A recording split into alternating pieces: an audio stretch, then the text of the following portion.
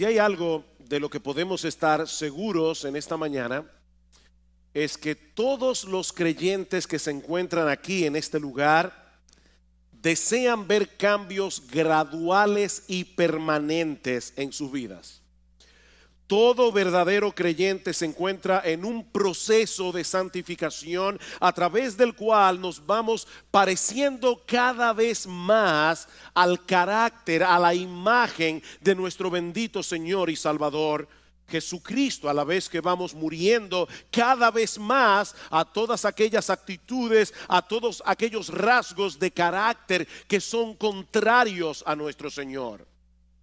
Sin embargo, no todos los cristianos están conscientes del papel tan importante que juegan las emociones en ese proceso de cambio. No todos estamos conscientes del tremendo obstáculo que las emociones pueden llegar a ser cuando no ocupan un lugar correcto en nuestras vidas. Y ese es precisamente el tema que yo quisiera tratar en esta mañana: las emociones y la santificación.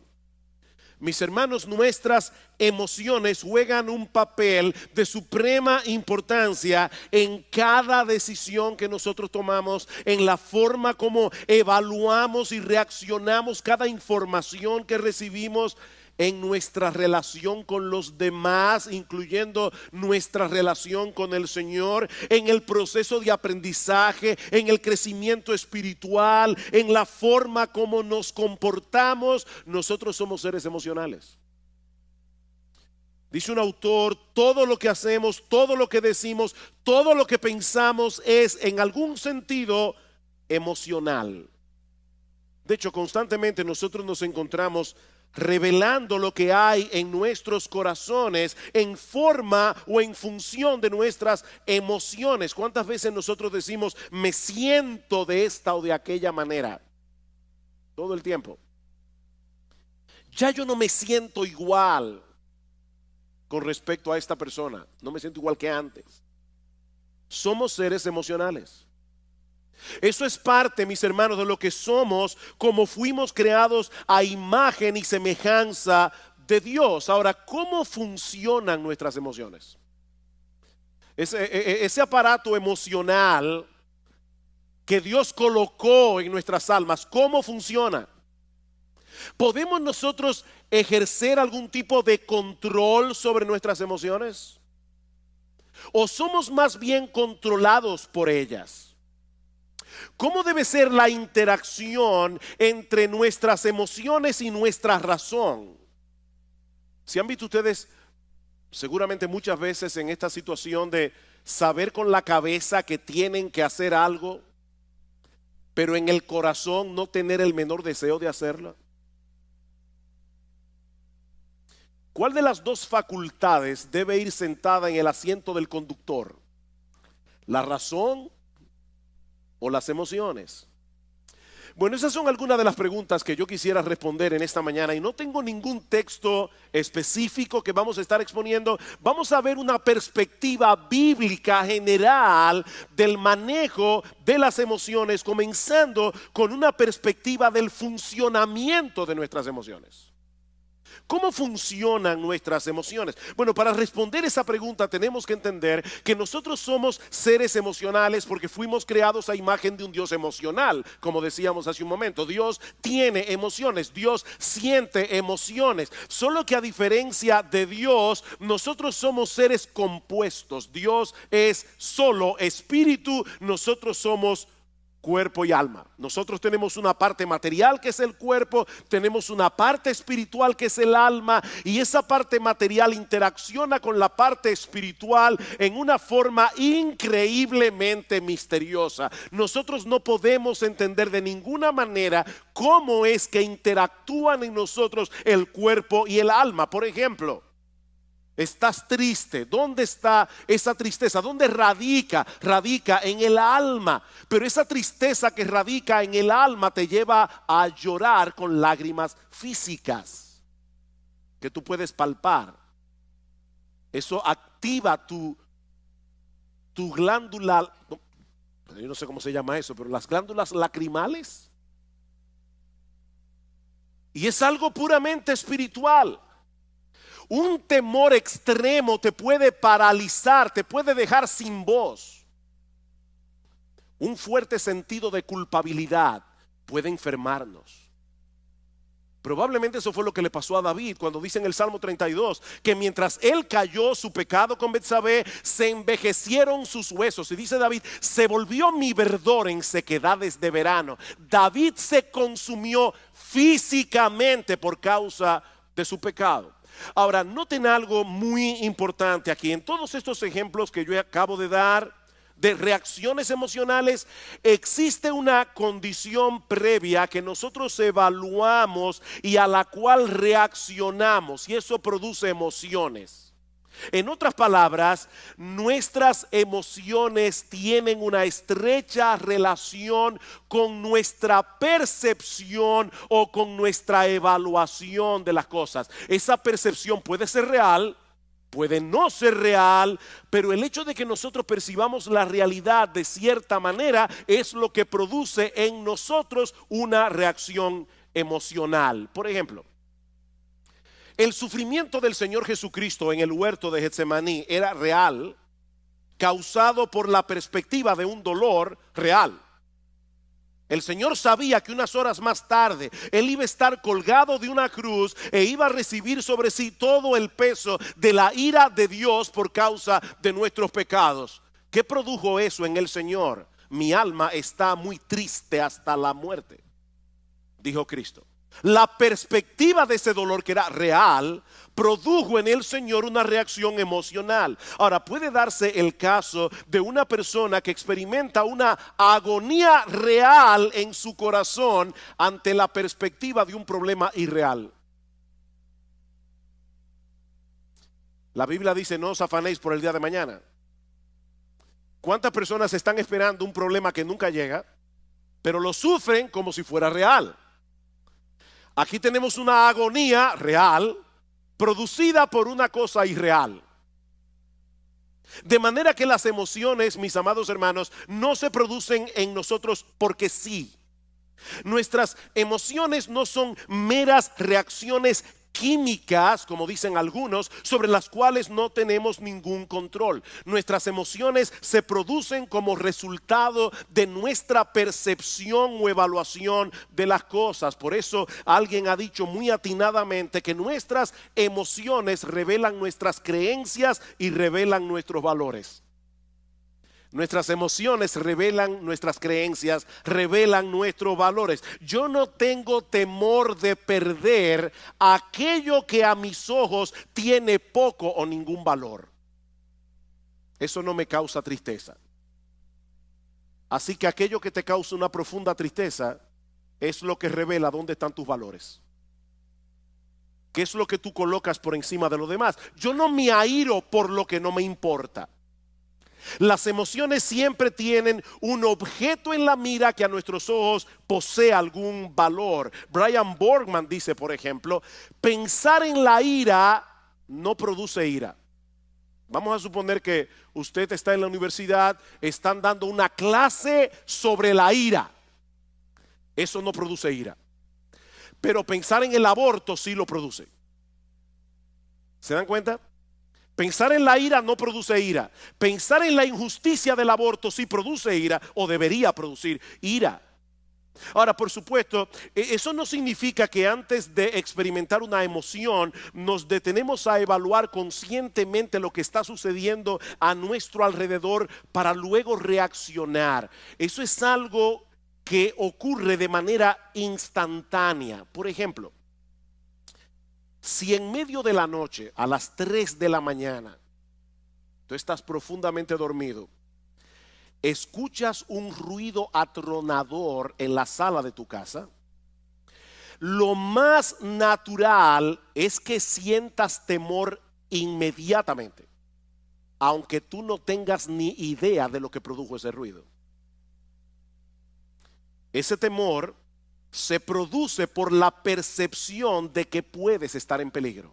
No es necesario que el peligro sea real. Tal vez fue que se cayó una lámpara, el gato la tumbó. Puede ser que no haya un ladrón en la casa. El peligro no es real. Pero basta con que tengamos la percepción de que podemos sufrir algún tipo de daño y eso va a disparar en nosotros la emoción del temor. Y lo mismo ocurre a la inversa. Un individuo puede estar tan seguro de que van a darle un aumento de sueldo que él ya lo está disfrutando sin tenerlo en la mano, aunque al otro día lo boten de la empresa. Y eso lamentablemente pasa muchas veces. O puede suceder que un individuo esté tan seguro de que la muchacha que le gusta le va a decir que sí, que él ya está experimentando la emoción de la boda.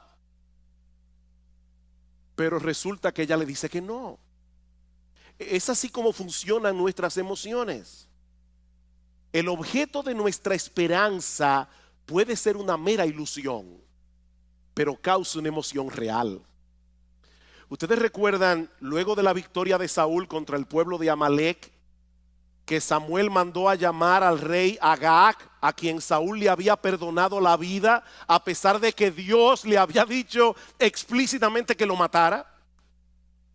Dice la Biblia en 1 Samuel capítulo 15 versículo 32, que Agag vino delante de Samuel alegremente, pensando dentro de sí que el peligro había pasado. Unos minutos más tarde fue descuartizado. Su alegría fue real, pero su perspectiva de la realidad no lo era. Y eso nos lleva de la mano a nuestro segundo encabezado. Ya vimos, yo espero que se haya podido entender cómo funcionan las emociones, cómo se disparan las emociones. Bueno, veamos ahora en segundo lugar nuestra responsabilidad en el control de las emociones. Nuestra responsabilidad en el control de las emociones. Mis hermanos, si nosotros partimos de la presuposición de que nuestras emociones son impulsos primitivos o meras reacciones químicas sobre las cuales no tenemos ningún control, entonces nosotros no somos responsables por las emociones que experimentamos. Sin embargo, es interesante notar que en la Biblia Dios nos da órdenes muy precisas con respecto a las emociones que nosotros deberíamos sentir con respecto a ciertas cosas. Dios nos da órdenes emocionales. Por ejemplo, en Deuteronomio capítulo 6, versículo 5. Dice que nosotros debemos amar a Dios. ¿Cómo? Con todo nuestro corazón, con toda nuestra alma, con todas nuestras fuerzas. Ese es un deber que Dios impone sobre el hombre. Y eso no solo incluye nuestra voluntad, eso incluye nuestras emociones. Mis hermanos, lo que Él espera de nosotros no es una obediencia fría, formalista, mecánica a sus mandamientos. Lo que Dios espera de nosotros no es una ortodoxia fría. Lo que Dios espera de nosotros es que le amemos, que le adoremos, que le alabemos, que le sirvamos con todo nuestro ser. Y eso incluye nuestro intelecto, incluye nuestra voluntad e incluye nuestras emociones. ¿Qué dice el Salmo 100? Cantad alegres a Dios, habitantes de toda la tierra. Venid ante su presencia con regocijo. Nosotros debemos venir a la casa de Dios, debemos venir a encontrarnos con el pueblo de Dios y sobre todas las cosas debemos venir a la presencia de Dios con una expectativa de alegría.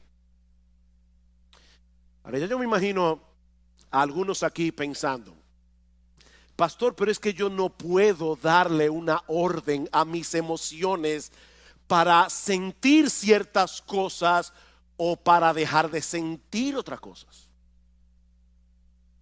¿Cómo yo hago eso?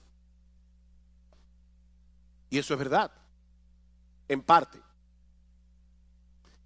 Yo no puedo decirme a mí mismo si estoy, ¿verdad?, frío, apático, y voy a la iglesia, vengo para la iglesia. Yo no puedo decirme a mí mismo: voy a tener gozo, voy a tener gozo, voy a tener gozo. De paso, eso suele matar el gozo. Cuando tú te levantas por la mañana y dices yo tengo que tener gozo, eso no te va a producir gozo. Ahora, noten algo interesante en ese texto de Deuteronomio 6 que yo acabo de citar. Dice el Señor, amarás, ¿verdad? Amarás al Señor tu Dios con todo tu corazón, con toda tu alma, con toda tu mente. Y luego el pasaje continúa diciendo: y estas palabras que yo te mando hoy estarán sobre tu corazón, y las repetirás a tus hijos, y hablarás sobre ellas estando en tu casa y andando por el camino y al acostarte y cuando te levantes, y las atarás como una señal en tu mano y estarán como frontales entre tus ojos, y las escribirás en los postes de tu casa y en tus puertas. En otras palabras, ese amor de Dios se nutre del conocimiento que nosotros obtenemos acerca de Dios por medio de su revelación. Para amar a Dios con todo nuestro ser, alma, intelecto, voluntad, emociones, necesitamos información fidedigna acerca de Dios. Una información que, según este texto, nosotros debemos traer continuamente a nuestras cabezas y a la mente de nuestros hijos. En otras palabras, hay una relación estrecha entre nuestras emociones y nuestro conocimiento. Hay una relación estrecha entre nuestras emociones y nuestro proceso de pensamiento. Por ejemplo, Salmo 18, versículos 1 al 3, dice el salmista: yo te amo, Jehová, fortaleza mía. Jehová, roca mía y castillo mío, mi libertador, Dios mío, fortaleza mía, en él confiaré, mi escudo y la fuerza de mi salvación, mi alto refugio. Invocaré a Jehová, quien es digno de ser alabado, y seré salvo de mis enemigos. Estas expresiones de amor de parte del salmista surgieron de una percepción adecuada de Dios, fruto de la percepción y del conocimiento verdadero que el salmista tenía acerca de Dios. Dios es un refugio, Dios es un castillo en el cual podemos escondernos en tiempos de aflicción. Y lo mismo podemos decir acerca del amor al prójimo. Los dos mandamientos más importantes son: amarás al Señor tu Dios y al prójimo como a ti mismo. Y eso incluye emociones de compasión, eso incluye emociones de misericordia. Ahora, ¿cómo surgen esas emociones en nosotros? Escuchen este pasaje en Levítico 19:33. Cuando el extranjero morare con vosotros en vuestra tierra, no le oprimiréis. Como a un natural de vosotros tendréis al extranjero que mora entre vosotros, y lo amarás como a ti mismo, porque extranjero fuisteis vosotros en la tierra de Egipto. ¿Se dieron cuenta de esa conexión? Lo amarás como a ti mismo, porque extranjeros fuisteis vosotros en la tierra de Egipto. En otras palabras, la memoria de sus penurias, cuando ellos eran extraños, extranjeros y esclavos en Egipto, podía disponer sus corazones a experimentar misericordia y compasión por los extranjeros. El hecho de ponernos conscientemente en el lugar del que sufre es una forma de cultivar algunas emociones que generalmente acompañan un amor genuino al prójimo. ¿Saben cuál es nuestro problema? Nosotros vivimos tan centrados en nuestro pequeño mundo, en nuestro pequeño reino, que no nos ponemos en el lugar de los demás y consecuentemente no sentimos las emociones que deberíamos sentir asociadas con el amor al prójimo. Somos demasiado egocéntricos. Así que, hermanos, nosotros somos responsables por el cultivo de emociones piadosas. Somos responsables. En Romanos capítulo 12 el apóstol Pablo da una serie de mandatos. Y observen cómo cada uno de estos mandatos va conectado con nuestra vida emocional. El que preside debe hacerlo con solicitud. El que hace misericordia debe hacerlo ¿cómo? Con alegría. Debemos aborrecer lo malo, debemos seguir lo bueno. Amaos los unos a los otros con amor fraternal. En lo que se requiere diligencia, no debemos ser perezosos. Debemos ser fervientes en el espíritu. Debemos ser gozosos en la esperanza. Debemos ser sufridos en la tribulación. Emoción tras emoción tras emoción, conectado con nuestros deberes. La vida cristiana que es digna de Dios y de su agrado, mis amados hermanos, incluye un sano despertar de nuestras emociones. Y eso me lleva ahora a mi tercer y último encabezado. Ya vimos cómo funcionan las emociones, ya vimos la responsabilidad que tenemos de controlar nuestras emociones. Veamos ahora el papel que juega la verdad en el control de nuestras emociones. El papel que juega la verdad en el control de nuestras emociones. Ya hemos visto que las emociones tienen una estrecha relación con nuestro entendimiento, con nuestra evaluación de lo que percibimos. Por lo tanto, mis hermanos, los pensamientos con los que llenamos nuestras mentes, aquellos pensamientos que son el objeto de nuestra meditación, jugarán un papel de suprema importancia en las emociones que sentimos, para bien o para mal. Por eso Pablo dice en Romanos capítulo 12 que nosotros no debemos conformarnos a este siglo, sino que debemos ser transformados por medio de la renovación de nuestro entendimiento. El proceso de santificación en la vida cristiana tiene como centro operativo nuestro entendimiento, no nuestras emociones. ¿Oyeron eso, hermanos? El proceso de santificación tiene como centro operativo nuestro entendimiento, no las emociones. Nosotros llegamos a la vida cristiana con muchas mentiras en nuestras mentes que ahora deben ser gradualmente desplazadas por la luz de la verdad de Dios revelada en su palabra. Eran estas mentiras las que estaban detrás de todo comportamiento pecaminoso y de toda emoción pecaminosa. Vamos a Efesios capítulo 4, versículo 17.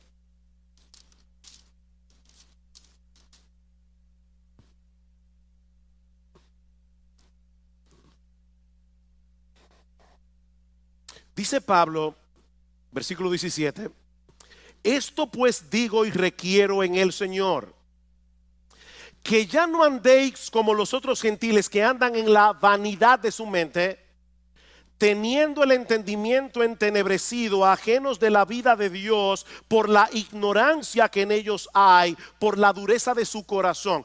¿Por qué los incrédulos viven como viven? Pablo dice, porque tienen una mente vana en lo que respecta a las cosas espirituales. Pueden ser personas sumamente inteligentes en todo lo demás, pero en lo que respecta a la vida de Dios son ignorantes.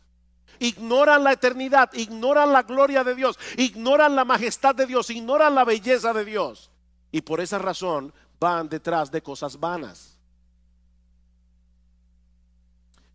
Tim Chester dice, nosotros pecamos porque creemos la mentira de que estamos mejor sin Dios, de que sus reglas son opresivas, de que seremos libres sin Él, de que el pecado ofrece más que Dios. Es una forma equivocada de pensar que produce emociones equivocadas y un patrón de vida equivocado.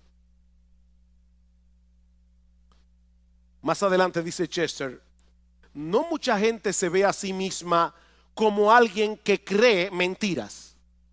Pero cada vez que nosotros dejamos de confiar en la palabra de Dios, estamos creyendo en otra cosa, ¿no es así? Y esa otra cosa siempre es una mentira. La palabra de Dios es verdad. Todo lo que tú crees que es contrario a la palabra de Dios es una mentira. Y esa mentira va a producir en ti pecado. Y mis hermanos, esto es algo crucial. Recuerden que nuestras emociones dependen de nuestra percepción de la realidad. ¿Por qué nos deprimimos y nos amargamos ante las circunstancias adversas de la vida? ¿Por qué? Oh, pastor, pero eso es obvio. Si yo tengo un problema económico, me voy a deprimir porque tengo un problema económico. Si tengo un problema de salud, me voy a deprimir porque tengo un problema de salud. No, no.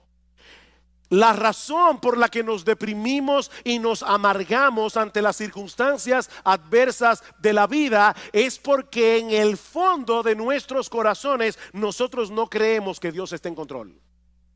Es porque en el fondo de nuestros corazones nosotros no creemos que Dios nos ama.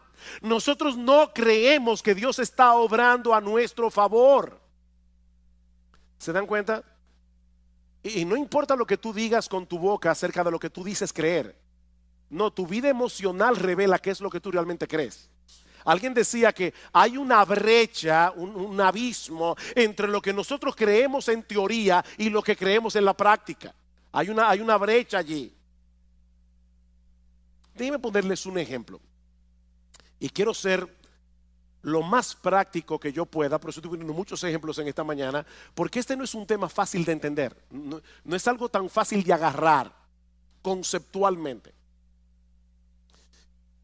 Basado en la enseñanza de Pablo en la carta a los Colosenses, una de las cosas que Pablo nos dice en esa carta es que nuestra identidad está en Cristo y que nosotros estamos completos en Él. Colosenses capítulo 2, versículo 9 al 10.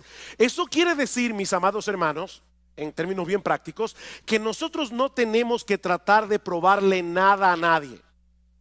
Nosotros no tenemos que tratar de impresionar a nadie con nuestro desempeño, porque nuestra valía no depende de nosotros, depende únicamente de Cristo. Únicamente. De hecho, como decíamos cuando predicamos la serie de Colosenses, nosotros ni siquiera tenemos que tratar de impresionar a Dios, porque ya Jesús lo impresionó por nosotros. Ahora bien, un creyente puede estar aquí hoy en la mañana escuchando esto que yo acabo de decir como una declaración. Nuestra valía, nuestra identidad, todo está en Cristo. Nosotros estamos completos en Cristo.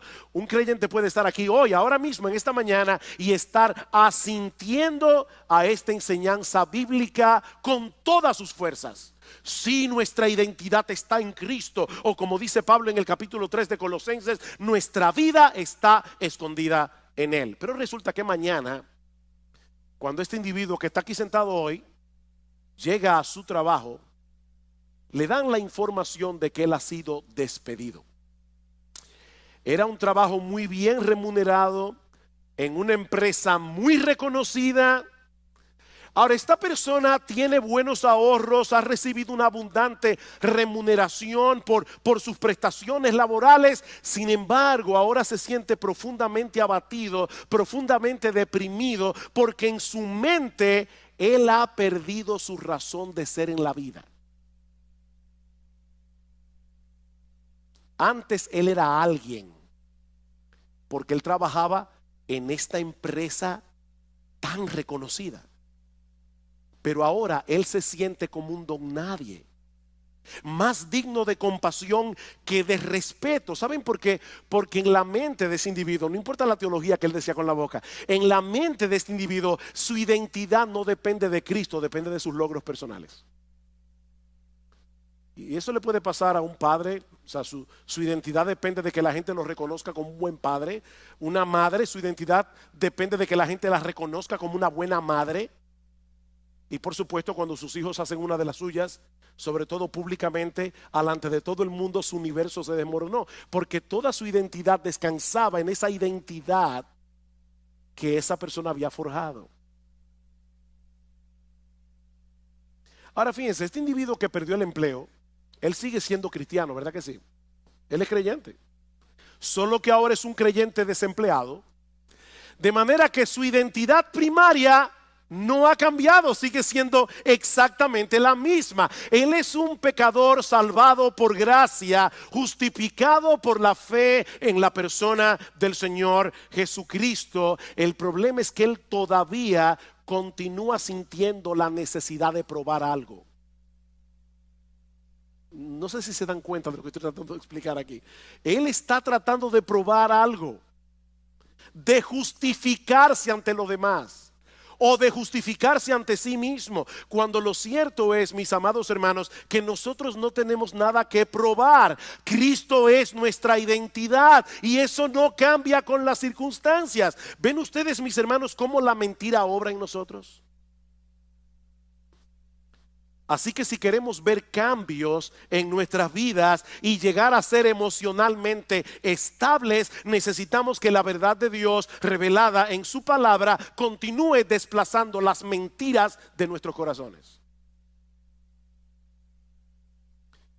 Dice Tim Chester, la santificación consiste en hacer cada vez más pequeña la brecha que hay entre nuestra fe confesional y nuestra fe funcional. Nuestra fe confesional, lo que tú dices creer, tu teología, con lo que tú realmente crees en la práctica. Y más adelante él añade, tratar de cambiar únicamente nuestra conducta no funciona, porque las mentiras que crearon esa conducta continúan allí todavía. Vamos al Salmo 119. Salmo 119.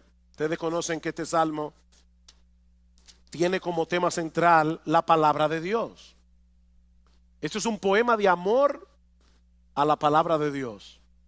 ¿Qué dice el salmista en el Salmo 119? Versículo 25. Abatida hasta el polvo está mi alma. Vivifícame según tu palabra. ¿Qué puede sacarte de ese abatimiento? La verdad de la palabra de Dios. Versículo 28. Se deshace mi alma en ansiedad. ¿Qué debo hacer? ¿Tomar un ansiolítico? No, susténtame según tu palabra. Versículo 49. Acuérdate de la palabra dada a tu siervo, en la cual me has hecho esperar. Ella es mi consuelo en mi aflicción, porque tu dicho, lo que tú dices, Señor, que es la verdad verdadera, es lo que me ha vivificado. Versículo 92. Si tu ley no hubiese sido mi delicia, ya en mi aflicción hubiera perecido. Nunca jamás me olvidaré de tus mandamientos, porque con ellos me has vivificado, con la palabra de Dios. Versículo 111. Por heredad he tomado tus testimonios para siempre, porque son el gozo de mi corazón. Mis hermanos, ¿qué es lo que el salmista está diciendo aquí? Que es la verdad de Dios revelada en su palabra la que nos hace libres. Es la verdad de Dios revelada en su palabra la que nos consuela. Es la verdad de Dios revelada en su palabra la que levanta nuestra alma abatida. Es la verdad de Dios revelada en su palabra. Es el evangelio, mis hermanos, lo que nos hace libres. Es la verdad revelada en la palabra de Dios la que debe ir sentada en el asiento del conductor de nuestras vidas, no las emociones.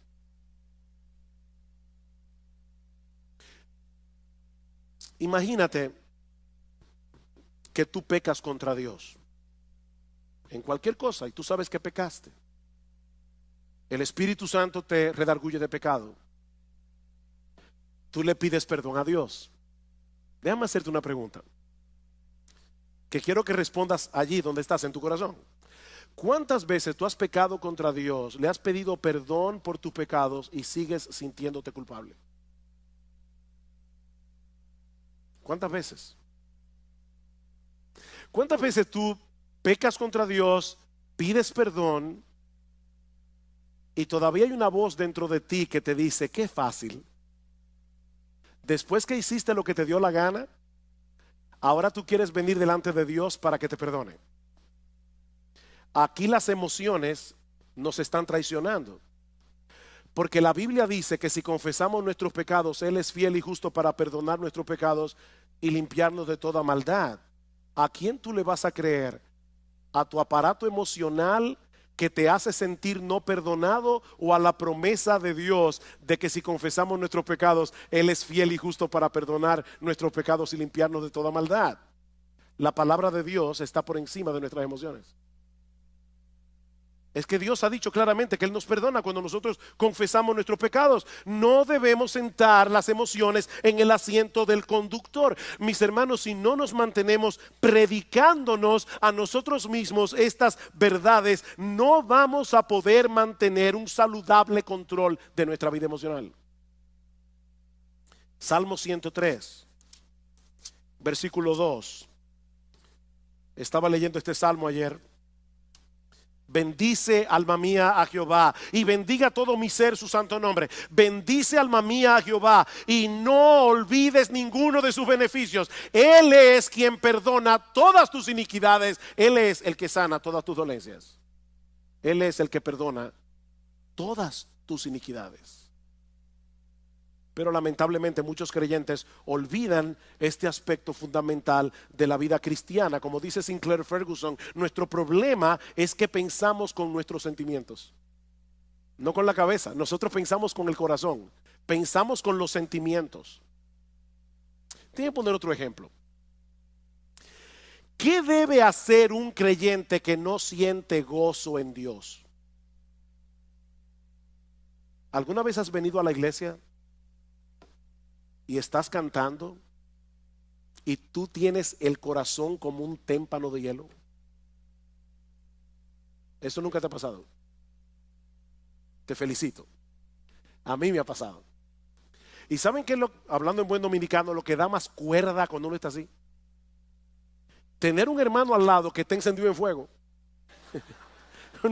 Uno está aquí tratando de alabar a Dios, pero uno sabe que está con el corazón como un témpano de hielo. Y el hermano que está aquí al lado, él está en el cielo.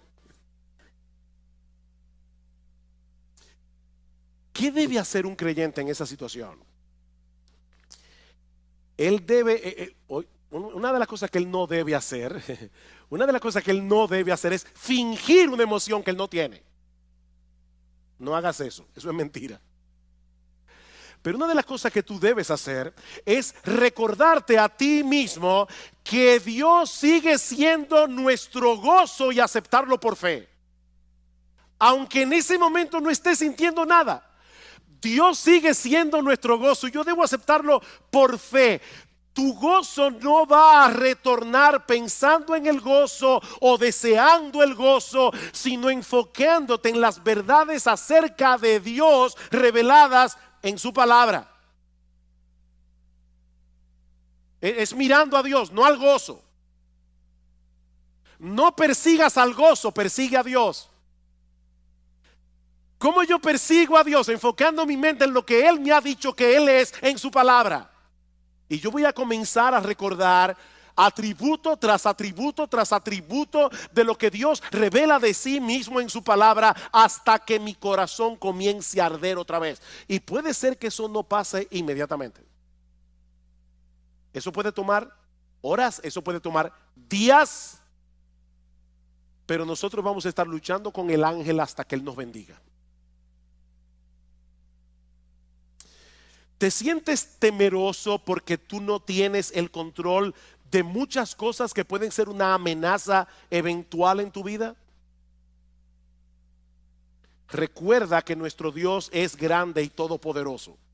Todas las cosas que existen fueron creadas por Él y Él está en control de todas y cada una de ellas. Dice en Mateo capítulo 10 versículo 29 al 31 que no se cae un pajarito del cielo sin que la voluntad de Dios así lo permita. ¿Saben lo que ocurre cuando no confiamos en el control soberano de Dios? Que entonces nosotros trataremos de asumir ese control en una forma pecaminosa, ya sea tratando de dominar por la fuerza a los demás o de manipularlos. La manipulación no es más que un intento de tomarle a Dios el control. Yo quiero controlar a las personas a mi alrededor. Otro ejemplo. ¿Te has dado cuenta que muchos de los pecados que nosotros cometemos tienen que ver con nuestro afán de obtener la aprobación de otros o por temor a que otros te rechacen? ¿Tú te has dado cuenta de ese movimiento de tu corazón? La Biblia le llama a eso temor a los hombres. Y en Proverbios capítulo 29, versículo 25, dice que el temor a los hombres es como un lazo que nos esclaviza. Ese es un problema muy común que se manifiesta de muchas maneras. Por ejemplo, susceptibilidad a la presión de grupo. Necesitar que las personas me den algo, cariño, respeto, admiración, preocupación por nuestra autoestima, llenarte de compromisos porque no sabes decir que no. Eso es temor a los hombres.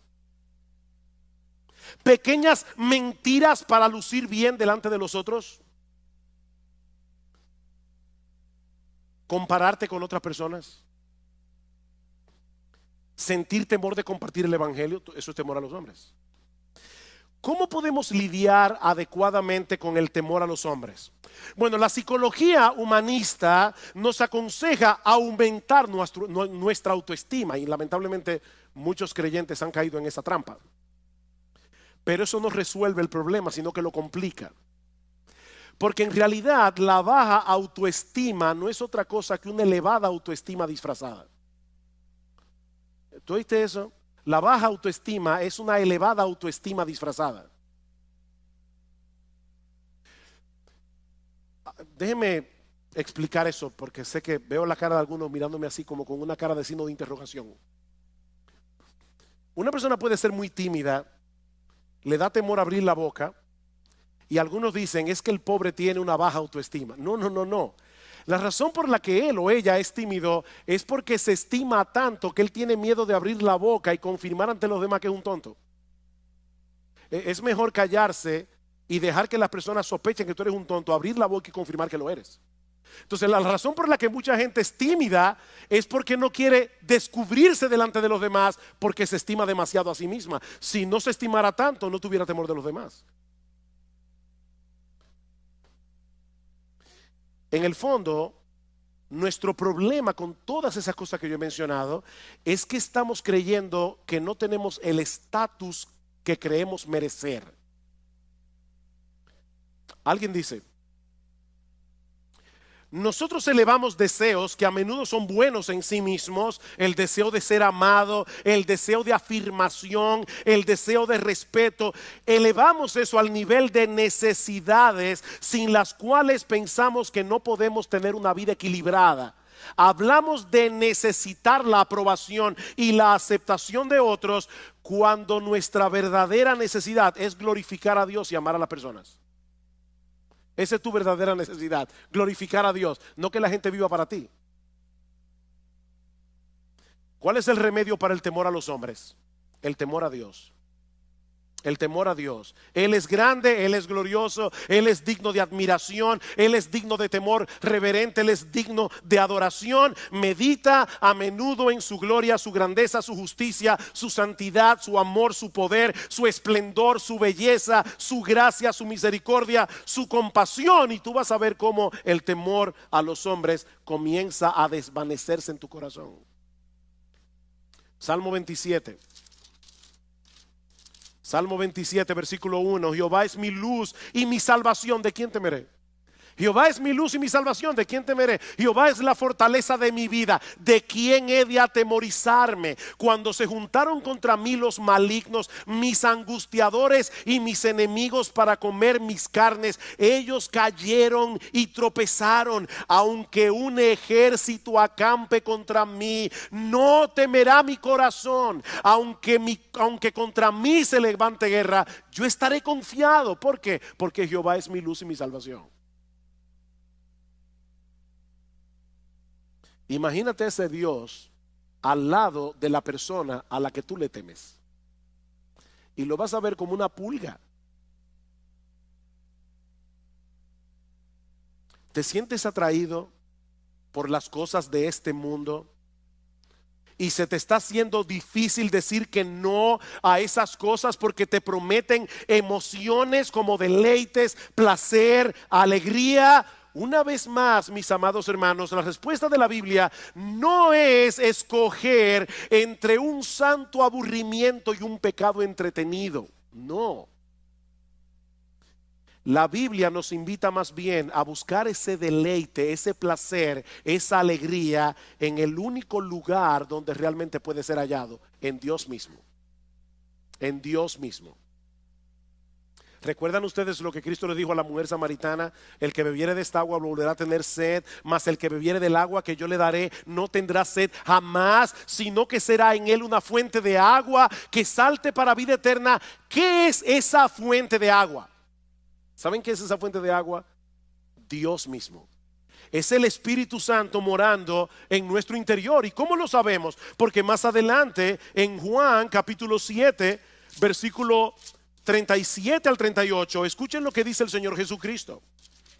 En el último y gran día de la fiesta, Jesús se puso en pie y alzó la voz diciendo: si alguno tiene sed, venga a mí y beba. El que cree en mí, como dice la Escritura, de su interior correrán ríos de agua viva.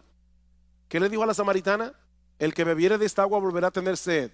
El que bebiera del agua que yo le daré no tendrá sed jamás, sino que será en él una fuente de agua que salte para vida eterna. ¿Cuál es esa fuente de agua? Versículo 39. Esto dijo del Espíritu que habrían de recibir los que creyesen en él.